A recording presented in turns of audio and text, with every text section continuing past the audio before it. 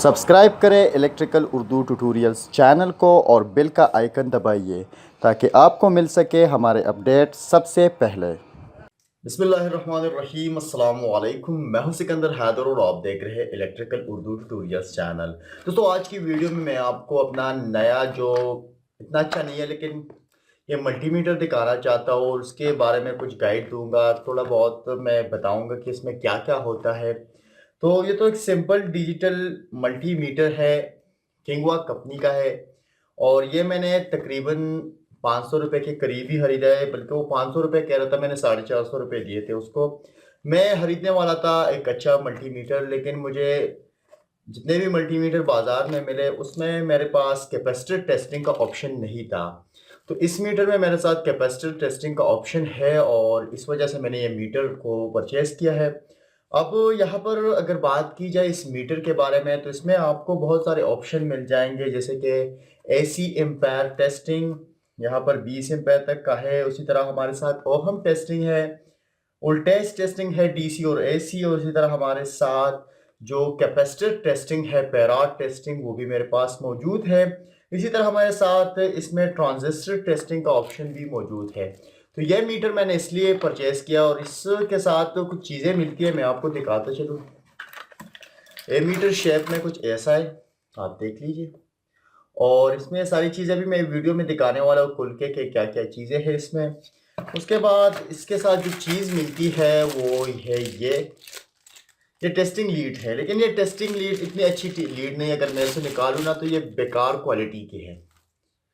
लेकिन अगर आप इस तरह के मीटर खरीदते हो और उस के साथ अगर आप एक अलग सी टेस्टिंग लीड खरीद लो, अगर आप इस टेस्टिंग लीड को देखते हो तो ये अच्छी क्वालिटी इसके है और ये बहुत ही काम करने वाले हैं, ज़्यादा देर तक काम करने वाले हैं। अब मैं आपको उस मीटर के बारे में बताता चलूँ। इस मीटर के बारे में सारी चीज़ें मैं आपको फिर बताऊँगा। इसमें मेरे पास जो कनेक्शन पॉइंट्स है, यानी जो पॉइंट्स है वो मेरे पास 4 है और अलग-अलग है।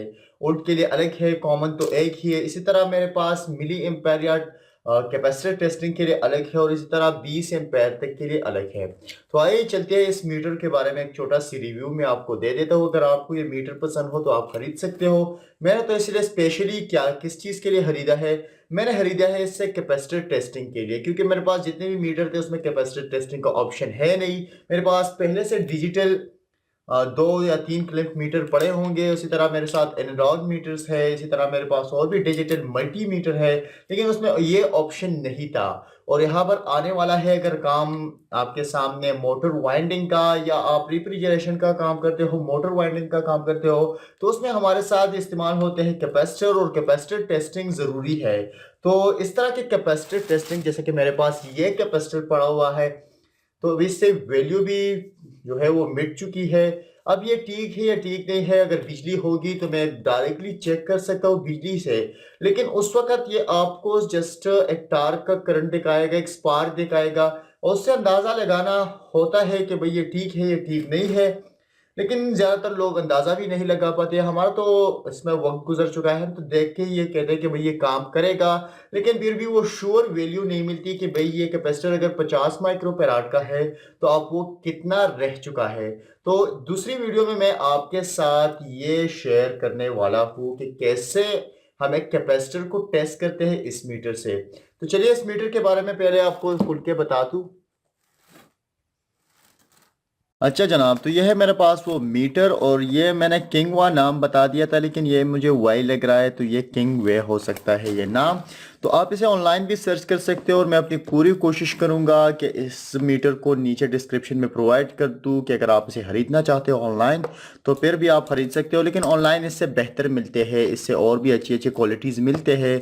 तो मैं कोशिश करूँगा कि अच्छे अच्छे से मीटर्स मैं आपके लिए सेलेक्ट कर सकूँ। दूसरी बात यह है कि जैसे कि मैंने इस मीटर के बारे में बताया, तो इस मीटर में मेरे पास यहाँ पर पावर बटन है, इस तरह मेरे साथ होल्ड बटन है। तो इस पावर बटन को ऑन करने से मैं इसे ऑन कर सकता हूँ और इसे दोबारा ऑफ भी कर सकता हूँ। इसमें एक अच्छी बात यह है कि ये ऑटो ऑफ है, अगर आप इसे इस्तेमाल नहीं करते हो तो कुछ वक्त बाद ये ऑटोमेटिकली ऑफ हो जाता है। सबसे पहले यहाँ पर जो टेस्टिंग आती है वो है मेरे पास डायोड टेस्टिंग, जिसको अगर मैं करना चाहूँ तो मैं इसे यहाँ पर रखने वाला हूँ। इसी तरह दूसरी जो मेरे पास है वो ओहम टेस्टिंग है। अब यहाँ पर 200 लिखा हुआ है, इसका मतलब है कि 1 ओहम से लेकर ये मेरे पास 200 ओहम तक के लिए ये रेंज है। उसके बाद ये 2K का मतलब है 2000, उसके बाद 20,000, यहाँ पर चलता हुआ ये मिलियंस तक आ जाता है।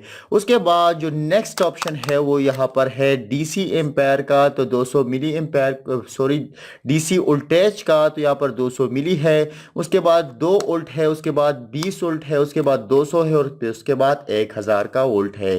तो अगर आप मिसाल के तौर पर एक ऐसे सेल को चेक करना चाहते हो उसकी वोल्ट को, तो आप 2 वोल्ट को सेलेक्ट कर सकते हो, क्योंकि यह सेल मेरे पास 1.5 का है। और उसके बाद जो नेक्स्ट ऑप्शन है उसमें 20 का मतलब है कि अगर आप एक 12 वोल्ट बैटरी टेस्ट करना चाहते हो तो आप इस ऑप्शन को सेलेक्ट कर सकते हो। इसके बाद ये 200 का मतलब है आप 200 वोल्ट तक का टेस्ट कर सकते हो। इसी तरह 1000 तक ये मिलता है।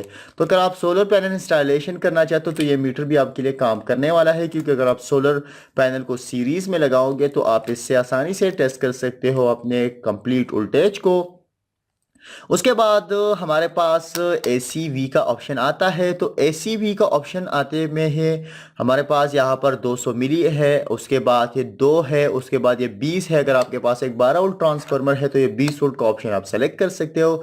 उसके बाद ये 200 वोल्ट का मतलब है कि अगर आपके पास 110 सप्लाई है तो आप इससे टेस्ट कर सकते हो। यहाँ पर आपने 220 सप्लाई प्रोवाइड नहीं करनी, और ना ही अगर आप इसमें छोटा रेंज सेलेक्ट करते हो ज़्यादा वोल्ट प्रोवाइड करोगे तो ये मीटर हो सकता है खराब।